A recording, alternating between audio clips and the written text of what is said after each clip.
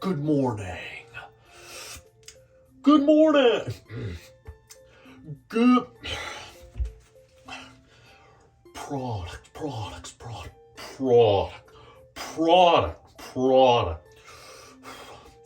Good morning. Craig, I just don't feel up for having an October event this year. I'm very sorry. But Tim, I was working so hard on our new graphs this year. I wanted to show them off. We're just gonna do a site refresh this time. It'll be great. People will still love it. I'm sure we can send some products out and YouTubers will say all kinds of nice things about us. I didn't even get to be in the last keynote. How lame is that?